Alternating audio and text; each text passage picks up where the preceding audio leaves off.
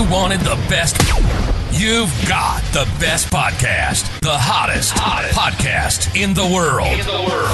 The Chris Voss Show, the preeminent podcast with guests so smart you may experience serious brain bleed. The CEOs, authors, thought leaders, visionaries, and motivators.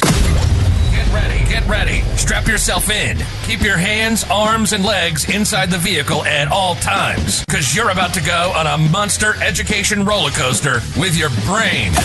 Now, here's your host, Chris Voss.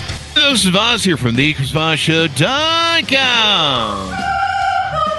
Ladies and gentlemen, there are only things that makes official. Welcome to 16 years and 2,400 episodes of the Chris Voss Show. Unless you're watching this years from now, then it's probably twice that amount. Opinions expressed by guests on the podcast are solely their own and do not necessarily reflect the opinions of the host or the Chris Voss Show. Some guests of the show may be advertising on the podcast, but it is not an endorsement or review of any kind. We have an amazing young man on the show we're going to be talking to today. We're going to get right to him because we're a little pressed on our timeline so he can get to another event. But in the meantime, he's going to spend some quality time with us and educate us on all the smartness that we can contain within our brains. Boy, I sure put him up to the challenge, didn't I? We like to throw guests in front of the bus.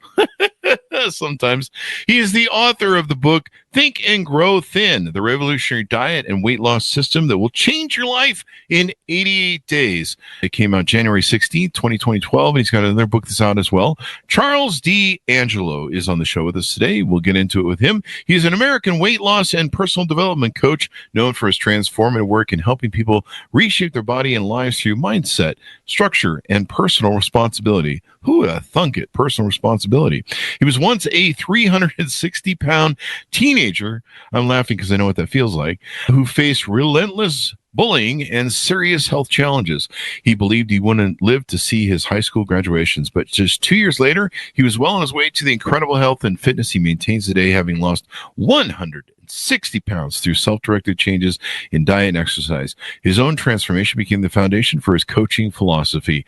Welcome to the show. How are you, Charles? I'm great. Thanks for having me, Chris. Thank you for coming. Really appreciate it. Give us your .coms. Where can people find you on the interwebs? The easiest is at my website, charlesdangelo.com. It's DANGELO.com. So give us a 30,000 overview of what you do and what you put in your books. So as a teenager, as you mentioned, I was 360 pounds. I came from a family on my father's side, and certainly wouldn't have predicted the future that I enjoy. Doing the simple things, getting from the car to the curb, making it up a few stairs, approaching other people to talk, all were difficulties.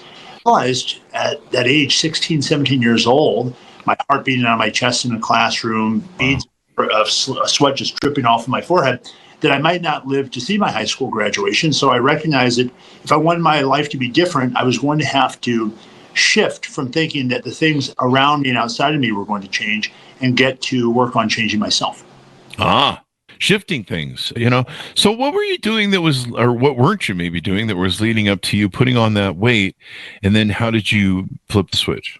For many of us, myself included, it wasn't so much one thing. It was a lot of little things that were uncorrected over a long period of time. I was always a tall kid, but I found solace in food. How many of us turn to something to ourselves? And I grew up in a family where my mother struggled with alcoholism and prescription drug addiction. And unconsciously as a kid, I think I was using food and as an analgesic, as a way of trying to treat the anxiety, the uncertainty, the instability in my house. So by the time I was 16, I was 360 pounds. I wasn't athletic as a kid. I was more interested in academics than I was in athletics. And my father, while he was a very caring, good person, didn't have much education. And as I mentioned, his family was all obese, Italian heritage. And so food equaled comfort, equaled security. And so for me, it was a perfect storm that led me to weigh 360 pounds by the time I was 17.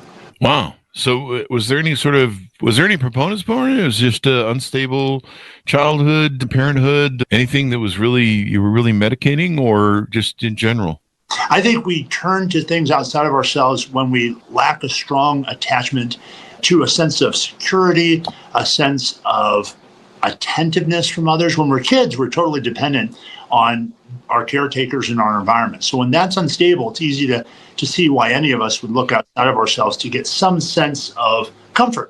So I think it was those things. I think it was that. It was being bullied, being not having a holding environment at home that offered the type of comfort that, unfortunately, I thought food was giving me. Mm-hmm. I was trading my future for short-term gratification. Did you find yourself in a spiral where, if, high school, being overweight in school, it can be relentless and mean, and everything's mean in school. I mean, it's kind of a hazing procedure of getting you ready for life, really, when you understand it. But some of it's a little much, and we certainly aren't prepared or taught or trained as well how to deal with this shit. But God forbid, we should definitely teach calculus to everyone, force it on them like they did when I was young. But, teach us some social skills, maybe personal skills. It's interesting. We don't teach self-development. We don't teach how to manage credit, how to balance a checkbook, how to, do all these life skill things. We just go, you want an algebra 2 that you'll never use unless you're a scientist? Okay. So you came out of it. How did you become a thing where you started mastering it, educating other people, coaching other people, et cetera, et cetera? Yeah. So I don't think transformation is really complicated. I think it's profoundly simple, but there's something missing in so many of the different approaches out there. Now all the rage are exogenous medications, injections, pills to trigger weight loss. But I think unless you get to the heart of the issue, that is, why are you using food the way you are? What are you ignoring? What are you distracting yourself from? What's really eating at you that's leading you to eat? Unless you address those issues, I think you're setting yourself up for a lifetime of frustration. I found that having tried the pills, having tried the gyms, having tried the books, that there was something missing in everything else out there. And what I concluded was the missing link in this whole equation was, how do you change your relationship with yourself so that food or anything else for that matter isn't mistakenly sought after as a means of comforting yourself, as a means of reassuring yourself? And the answer is you've got to recondition the way you relate to yourself, you relate to other people, because all of us are searching for essentially connection. I think at the heart of all the work I do, the work with some of the most profound thinkers and highest achievers you can imagine, to a person that's working an everyday job, all of us are trying to change how we feel, and ultimately feel that we're lovable, that we're wanted, that we are worthy of what we should have been given freely as kids. So to go back to what you had said about we ought to be teaching a lot of these things in academics, I think that something that's grossly overlooked is so much of the responsibility comes back to how we're raised at home. Our family has a lot to do with how things are going to turn out. And we can't burden the system, the schools, with all that responsibility. Certainly, that's true. You want parents to parent? What kind of monster are you? Yeah, your parents give you what they have themselves. That's an unfortunate thing. So I think that it comes down to the individual. It comes down to the most important job I think any of us can ever take on is that of a parent. Because in a certain way, your influence is going to ripple out far beyond what you could ever comprehend. And to have the gift of having that influence in the life of a child is an amazing, amazing gift. So I think any of us that take on that challenge are asking a lot of ourselves. And a lot of healing can happen too, by the way, when you become a parent. If you've had an adverse childhood, you can discover a lot more about yourself and what you're capable of than you otherwise might have found out. Yeah, it's definitely a thing that people I wish would think more about when they get into it, but they really don't. I mean, I think you should have to go to college for a few years before you become a parent, but what do I know? That rule will never get made. It's let's take some innocent human beings and fuck them up for life and just be concerned about ourselves. It's something that, people need to think about, the blueprints, the example that you set for your children, the life you lead and how you get along with your relationships, sets everything. And so many people, they don't fix their trauma. Of course, that's another thing we should probably teach in school, how to fix your trauma. And they just pass it on. You just create this generational trauma from one thing to another. Sometimes that's included in food. I watched the show with I think it's the 600-pound girls or something like that. It's called. And Yeah, the sisters. And I think you can see the generational trauma there. I think there's one cut of a meme that goes around where they're like, Mommy said that sodas weren't bad. Sodas were good, and so they literally don't drink water or weren't drinking water, and they just lived on soda pop, as they called it. And, that's an example of where a parent has failed in passing down and failed and also passing down generational trauma with these general belief systems around eating and food. And, it's kind of always been interesting to me, even as a child, in seeing that fat parents had fat kids and realizing that as I lost 100 pounds and changing my diet, that a lot of it comes from just your belief systems. When I found, I was kind of helped by Penn Jillette's book. I forget what it's called, but he basically lost 100 pounds and he talks about it. And one of the things that helped me in the book is he identified a lot of belief systems that he had. And he showed a blueprint of how to flip the switch on this. And a lot of them were the same that I had. I had the dumbest belief systems about food. One of my excuses was when I was a child, my mom would take us to the store and she would be like, okay, if you get in the store, you get, a candy bar and a soda pop, right? And so, yeah, we're like, okay, and she didn't have to deal with us bouncing around the walls in the store, but she probably had to deal with us bouncing around the cars. We consume that sort of thing. But of course, in the 70s, when I grew up, they still, I don't think they fully had the rollout of corn syrup and high fructose, but still, it wasn't the best thing. But I lived for 45 years with the belief system that I needed a reward because I went to the fucking store. And so every time I go to the store, not only would I buy several cases of Mountain Dew and drink 10 to 15 of them a day, I would buy a giant fucking Coke. And we're talking a liter bottle of Coke for the drive home and, a bag of chips and thing. And, that was just an example of this belief system I had that, I need a reward. And I'm like, because I realized, how am I rewarding myself? Putting myself in the hospital 20 years from now? So much of what we're up to is really unconsciously conditioned. So I think you're pointing to a very important fact that a lot of programming happens at a time where we can't really sort it. And I think the process of becoming an adult is all about that very act, sorting out those things that fit, that work, that are helping you move from where you are to where you want to go, and dispensing with those things that don't. But that also can be psychologically threatening because in a certain way, it can make you feel alien and isolated from your origin, from the family you came from. How many of us come from a family that in some ways we recognize we've outgrown? It's not easy to work on yourself and recognize you might have to limit the associations that for a long time were very, very critical and important in your life. That's why personal development is a never-ending process. We're all changing. The question you want to ask yourself is, are you making progress towards the things you want? It's really wonderful to hear that inadvertently, it sounds like, you just became very conscious, obviously triggered by that book, of the things that weren't working for you. And the bigger thing about weight loss, as I see it, having worked at this for 21 years with myself being my first client, is it's never about the food. It's always about food as a symbol. A person has a very, very troubled life, a very bitter existence, and they reach out for something sweet just to bring sweetness into their life. That's not something that they sit up at night and think about, but it's a way of that inner state and making things feel more manageable and within their control. I think that the more that you can learn how to become emotionally fit, not relying on things outside of yourself, the more able you're going to be able to let go of those things that are withdrawals from your future and make the types of sacrifices in the now that are going to bring you to where you want to be. And belief systems are so much of it. There was like so much crap that I believed, and they were just, what's the word for this? They were just Faustian bargains with myself where I'm like, if you do this, hey, if you buy that box of Oreos, you won't eat half the box when you get home or tray like you normally do. And I promise that this time will be different.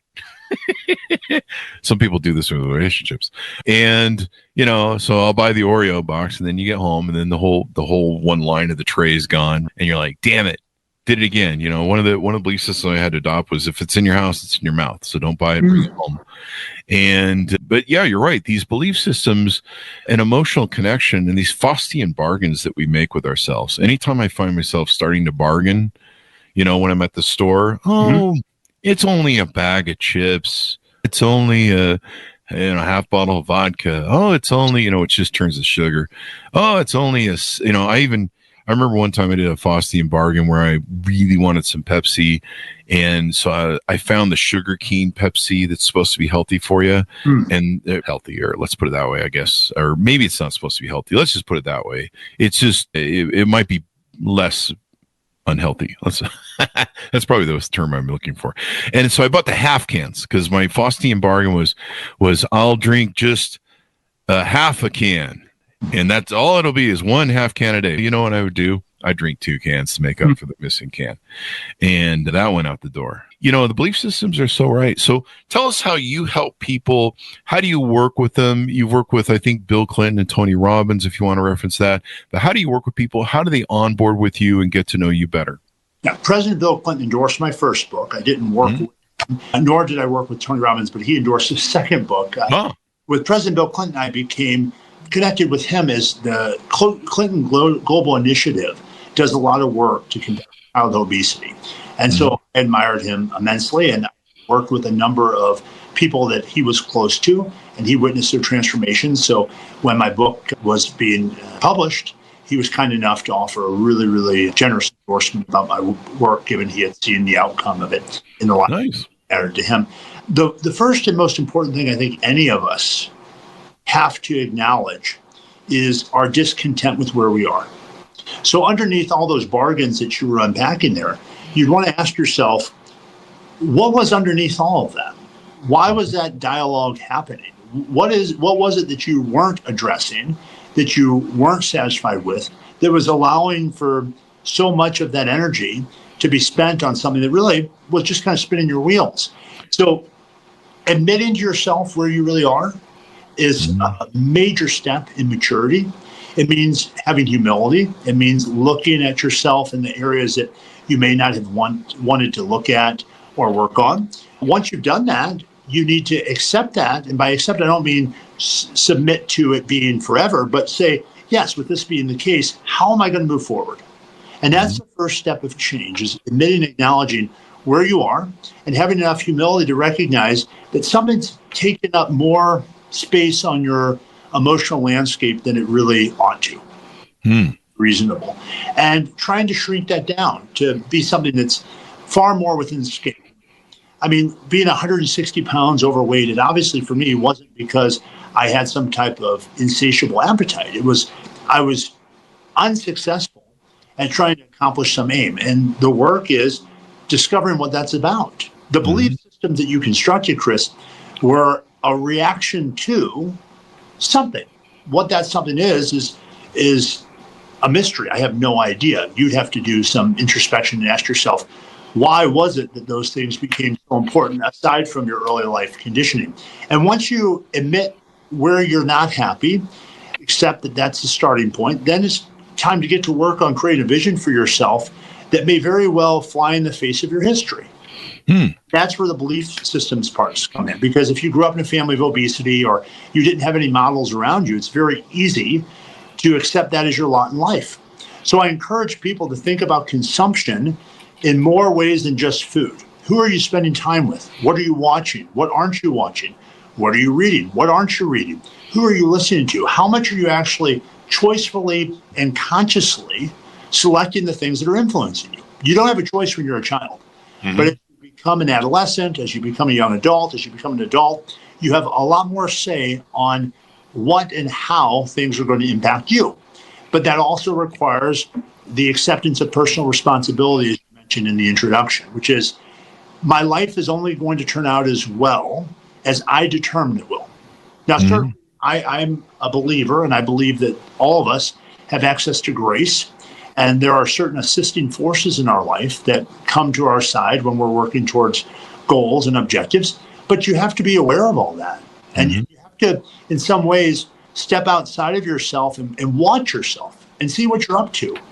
And if you can do that, I think that that's the trailhead into change, is actually becoming someone who's watching him or herself and noticing what is it you're doing. As you mentioned, you start to become far, far more self-reflective, and that's a beginning of change. And you've got to be advocating for yourself. I think that's what you're saying, right? You can't rely on anybody else. Oh, my parents raised me this way. Oh, I was always taught this way. You've got to advocate for yourself. It's not about blame. It's so often the trap that people fall into. It's they feel that by acknowledging the truth of their earlier life, in some ways they're dismissing the role they had, the responsibility. And that's not at all the case. Acknowledging it just means allowing that in, to say, yeah, this really did happen.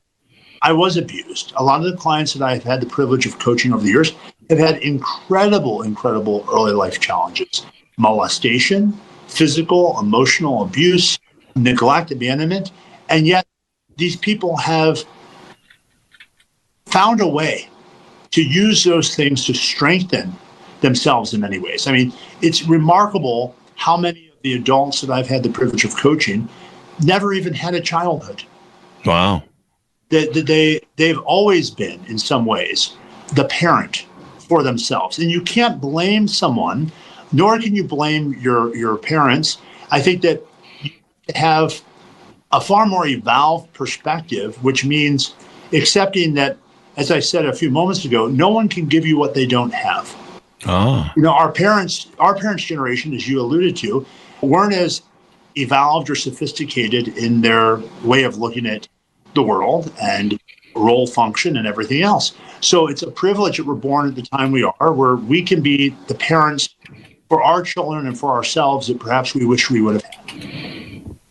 Wow. That's pretty powerful. No one can give you what they don't have. Do I have that quote right? Yes, huh? That's brilliant, because, we all look to our parents and I think we see them as, or expect them to be infallible, perfect. Sure. As your first. We also do that with institutions like the church, schools. We kind of deify people only to end up finding ourselves tearing them down. And what you have to recognize is it's very important as children to have that construct of your parents being all knowing, all present, all powerful. But it quickly becomes obvious as we grow up that each of those projections bite the dust. And so do they in our romantic relationships. You meet someone and you have this idealized image of who they are. And the more you know them, the longer you're with them, the more human they become. And so loving others is very much loving yourself, because the more you can accept all the diversity, the good, the bad, everything in you, the more you're going to be able to tolerate that within another person. And that's when you said that, I equated that, because I deal with a lot with relationships, dating, and coaching for that sort of stuff. And a lot of people do that not only to their parents and institutions like you mentioned, but they also do that, they're seeking to fill a bucket from sometimes people who don't have that thing. And or they're looking to undo, recreate, fix, heal what another healthy adult would never be willing to. Yeah. And a lot of people, it's been said by a lot of psychologists, a lot of people are recreating their childhood, their broken childhoods, their damaged relationships that maybe their parents had with each other. And they're trying to, round the square, basically reconcile those by recreating those and then trying to do better in those relationships. And sometimes those relationships just failed because of the nature of the people that were involved in them. And finding those people and reacting out that relationship probably is the smartest idea when it comes down to it. And you're thinking about it. I call that dressing the adults of today in the wardrobe of your past. Oh, wow. That's a good line. You're dressing your partner up in the clothes of your parent. A healthy adult doesn't want to become your parent. They want to be your partner.